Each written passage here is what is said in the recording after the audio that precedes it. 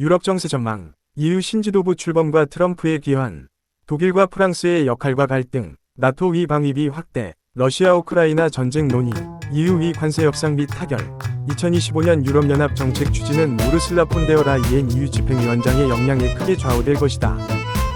프랑스와 독일의 공동 리더십이 약화된 상황에서 EU 지도부가 정책 구심점 역할을 할 가능성이 크다. EU는 2023년에 발표한 유럽 경제안보 전략을 실행하기 위한 조치를 본격적으로 이행할 것이다.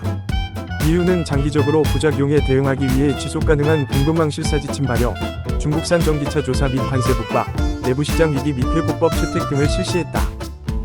러시아 우크라이나 전쟁과 기후변화에 대응하기 위한 에너지 정책으로 전력시장 및 탈탄소 가스 수소 시장 개편안도 통과되었다. 2025년에도 경제안보 강화와 경쟁력 제고 노력이 지속될 것이며 EU 집행위원장은 차기 집행위원회의 우선순위를 번영, 안보, 민주주의, 경쟁력, 디지털 및 녹색 전환으로 천명했다. 마리오 드라기가 주도한 보고서는 EU의 글로벌 경쟁력이 실존적 위험에 직면했다고 지적하며 충격을 주었다. 보고서는 EU 경쟁력 회복을 위해 산업 전략 수정이 시급하며 막대한 신규 투자가 필요하다고 경고했다. 폰데어 라이엔 EU 집행위원장은 보고서 제안에 따라 EU가 경쟁력을 갖추도록 차기 집행위원회가 노력할 것을 약속했다.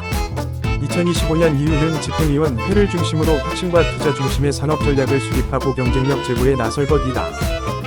EU 경쟁력 강화 노력은 정치적 불안정으로 인해 어려움을 겪을 것으로 예상된다. 폰데어 라이엔 EU 원장이 추진하는 정책은 회원국들의 합의가 필요하지만 재정 상황과 산업 구조의 차이로 인해 합의가 쉽지 않을 것이다. 독일 총리는 EU 전체보다 자국 정책을 우선시할 가능성이 높고 프랑스 대통령 또한 자국 산업 보호를 우선할 것이다. EU 차원의 공공투자 재정 확보에 대한 회원국 간 입장 차이가 다시 부상할 것으로 보인다.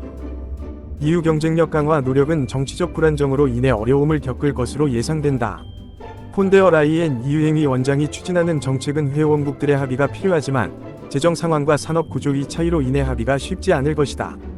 독일 총리는 EU 전체보다 자국 정책을 우선시할 가능성이 높고 프랑스 대통령 또한 자국 산업 보호를 우선할 것이다. EU 차원의 공공투자 재정 확보에 대한 회원국 간 입장 차이가 다시 부상할 것으로 보인다. 2025년 유럽은 러시아 우크라이나 전쟁과 이스라엘 하마스 전쟁이 지속되는 가운데 미국의 새 정부를 맞이하며 대서양 동맹의 결속력을 시험받게 될 것이다. 트럼프 대통령은 우크라이나 전쟁 지속에 회의적인 입장을 보일 것으로 예상된다. 유럽은 우크라이나 지원과 유럽 방위력 강화가 대서양 동맹의 핵심임을 미국에 설득하려 노력할 것이다. 2024년 나토 정상회의는 트럼프 전 대통령의 지지율 상승으로 트럼프 2기 행정부 정책에 대한 우려 속에서 개최되었다.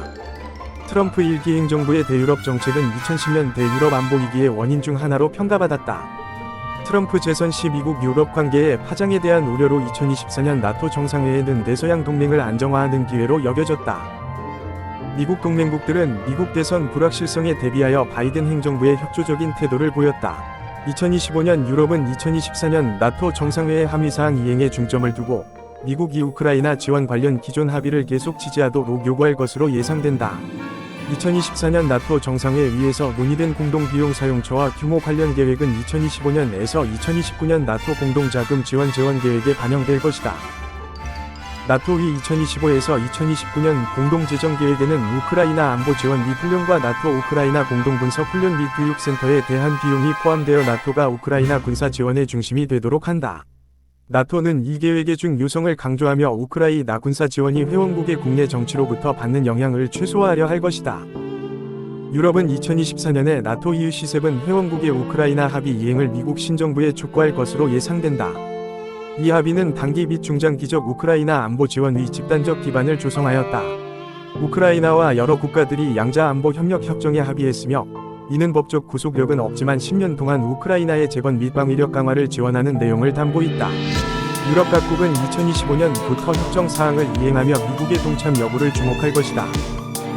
2025년 유럽은 프랑스 위 동거정부 불안정성과 독일 연정의 내부 갈등으로 정치적 불확실성에 직면할 수 있다.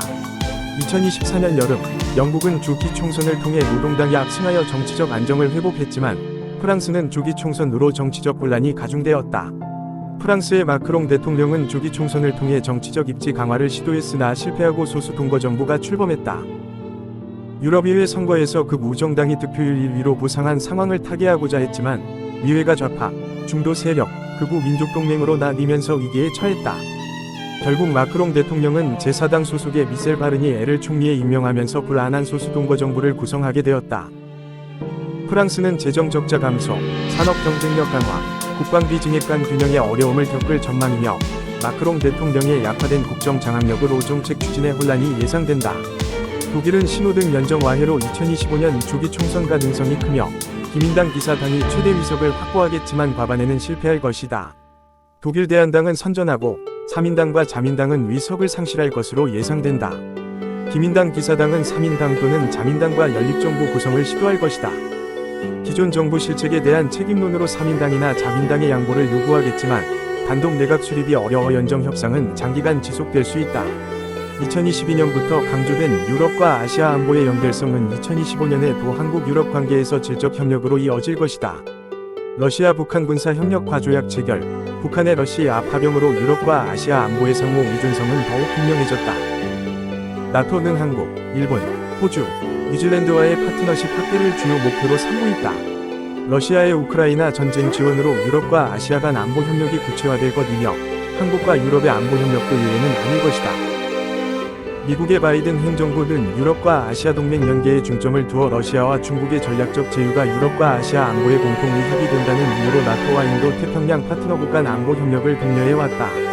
미국은 유럽에는 인도 태평양 안보 기여를, 인도 태평양 국가에는 우크라이나 지원을 강조해왔으며 이러한 기조는 미국 새 행정부 출범 후에도 지속될 것으로 보인다. IP4 국가들은 나토와의 협력을 강화하고 우크라이나 지원을 증대시킬 가능성이 크다. 2025년부터는 NATO와 IP4 중점협력 사업이 본격적으로 시작될 전망이다. 2025년 헤이그에서 열린 나토 정상회의에서 트럼프 대통령과 동맹국 정상들은 정상선언문을 채택했다. 선언문에는 나토 조약 제5조 집단 방위 공약 재확인, 10년 내 GDP 5% 방위 비약속, 러시아 위협, 우크라이나 방위 기업, 한대서 양방산 협력 가속화 등이 담겼다. 헤이그 서밋은 나토의 억지력 및 방어 역량 강화에 기여했으며 선언문은 예년 내비해 간결해졌다. 트럼프 2기 정부의 변화로 중국, 이란, 북한 등 특정 국가에 대한 언급은 줄었다. 헤이그 선언은 간결하며 러시아 위협 언급은 미비하고 우크라이나 관련 내용은 짧게 언급되었다. GDP 5% 방위비 합의는 2014년 이후 11년 만에 이루어진 가시적인 성과이며 트럼프 대통령의 역할이 컸다. 간결함은 긍정적 변화로 볼 수 있다. 2025 서밋에서 나토는 역사상 가장 강력한 동맹임을 재확인하고 워싱턴 조약 제5조 집단 방위 공약을 재확인했다. 또한 2035년까지 연간 GDP 위 5%를 방위비에 책정하기로 합의했다. 나토 정상들은 GDP 위 5%를 10년 내 방위비로 지출하고 최소 3.5%는 핵심 방위 요소에, 최대 1.5%는 방위 안보 관련 요소에 투자하기로 합의했다. 동맹국들은 매년 계획서를 제출하고 4년 후 지출 방향을 재검토할 예정이다. 트럼프 정부는 GDP 5% 수준의 방위비 분담을 요구했고 유럽 국가들은 우크라이나 침공 이후 자강 필요성 물리교 군사 역량 강화에 나섰다. 나토의 억지력 유지를 위해 군사 역량이 중요해진 상황에서 트럼프 대통령의 요구에 따라 일부 동맹국들은 5% 수준으로 방위비 지출을 맞추기로 했다. 글로벌 안보가 엄중한 시점에 트럼프 대통령은 미국과 동맹국들에게 기념비적인 승리를 안겨주었고 글로벌 위협에 대한 책임과 힘을 공유하는 새 시대가 열렸다. GDP 위 5% 방위비 목표 합의는 한때 불가능하다고 여겨졌지만 실현되었으며 2035년까지 동맹국들의 군사 역량 증대에 기여하여 러시아의 공격 억제 및 나토의 지역 방어 계획 운용에 기여할 것이다. 정상들은 현대서양방 미산업 협력을 방위비 증강 위 중요 열쇠로 보고 합의했으며 산업 역량 유세화, 혁신 견인, 무역 장벽 제거 등 의미 있는 협력을 도모하기로 했다. 유럽 동맹국들은 특정 품목 수출입 제한 완화를 지지하며 헤이그 서밋에서 러시아가 유럽 대서양 안보 위협으로 지목되고 우크라이나 지원 공약이 재확인되었다.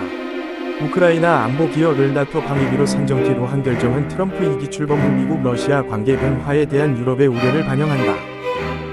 미군은 평화유지군에서 제외될 예정이었으나 트럼프 대통령이 젤렌스키 대통령과 회담 후 우크라이나의 패트리어트 미사일 제공 가능성을 열어두는 등 우호적인 태도를 보였다.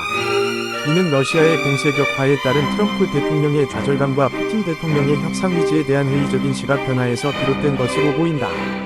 정상회담 후 트럼프 대통령의 태도가 이전과 달라졌으며 스페인의 방위비 약속 불이행에도 불구하고 회담 자체는 순조롭게 진행되었다.